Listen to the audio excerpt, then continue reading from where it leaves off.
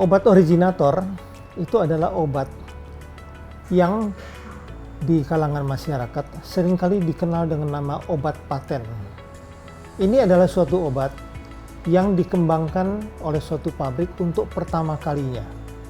Nanti kalau obat ini berhasil dikembangkan, maka dijuallah dia dengan nama obat originator atau obat paten. Dan untuk ini, perusahaan yang mengembangkan pertama kali itu akan diberi hak pemasaran eksklusif selama 10 tahun. Kadang-kadang tergantung negaranya bisa sampai 20 tahun. Gitu ya. Jadi selama masa paten ini tidak boleh ada pabrik lain yang membuat obat yang sama. Kalau masa 10 tahun atau 20 tahun ini telah terlampaui, maka pabrik-pabrik lain boleh membuat obat yang sama, mengandung zat kimia yang sama, dengan kemasan yang kurang lebih sama. Ya.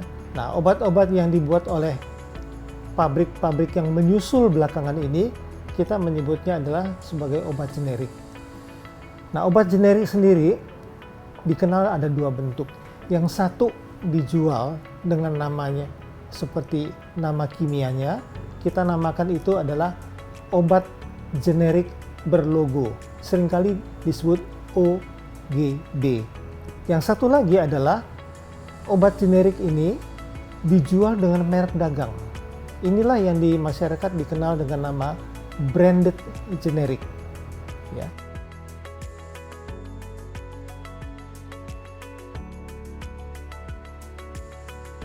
Obat originator dan obat generik khasiatnya tidak berbeda. Jadi dalam pemakaian sehari-hari kemanjurannya akan sama. Yang berbeda adalah proses pembuatan. Yang satu adalah menurut pabrik originatornya, yang lain adalah cara pembuatannya menurut pabrik-pabrik yang menyusul belakangan. Ya. Tetapi bagaimanapun juga mutunya atau khasiatnya itu dikendalikan oleh otoritas regulasi yang mengatur obat, yang di Indonesia kita kenal dengan nama Badan POM. Jadi dari segi harga, maka kita akan melihat beda harga yang lebih banyak, yaitu obat generik harganya lebih murah dan seringkali jauh lebih murah daripada harga obat originator. Ini masuk akal oleh karena obat originator itu dikembangkan dengan biaya yang besar, antara lain meliputi biaya untuk uji klinik. Selain itu juga ketika obat itu diperkenalkan pertama kali di masyarakat, maka ini membutuhkan biaya promosi yang tidak sedikit. Jadi kalau diberikan hak paten dan dijual dengan harga mahal, kita mengerti. Obat-obat yang kita namakan obat generik tidak perlu lagi mengeluarkan biaya sebesar ini. Mereka tidak terlibat dalam biaya promosi, tetapi khasiat obatnya dijamin sama. Oleh karena mereka harus melalui uji yang cukup ketat untuk ini.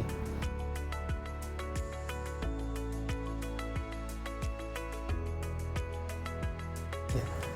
Jadi penggantian dari obat originator ke obat generik boleh dikerjakan. Karena apa? Pertama, khasiatnya sama.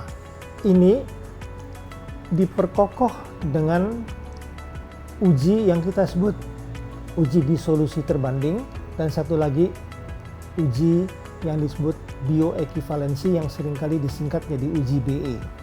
Uji disolusi terbanding itu dilakukan dengan menempatkan obat di dalam suatu bejana yang berisi air dengan derajat keasaman tertentu, lalu dibandingkan kecepatan larut obat generik itu dibandingkan dengan obat originatornya harus terbukti sama cepatnya. Nah, uji bioekivalensi itu dilakukan pada obat-obat yang digunakan untuk penyakit-penyakit yang berbahaya, misalnya hipertensi, diabetes mellitus, dan sebagainya. Idenya adalah obat itu kalau diberikan pada seorang yang sehat, ya, nanti menghasilkan kadar obat yang sama tingginya. Jadi kalau kadar obat generik yang tercapai dalam darah sama tingginya dengan kadar yang tercapai oleh obat originator, maka tidak ada alasan apapun lagi yang nanti boleh meragukan khasiat dan keamanan daripada obat generik ini. Dengan demikian tidak ada masalah etis apapun di sini. Cuma ada satu hal yang harus diperhatikan di sini, yaitu dokter yang mengganti obat originator ke obat generik itu mesti memberikan penjelasan yang cukup kepada pasiennya. Kalau tidak, mungkin pasiennya yang biasa menggunakan obat merek tertentu, merek originator tertentu, nanti bingung, obatnya berubah gitu. Jadi penjelasan dari dokter ke pasien penting.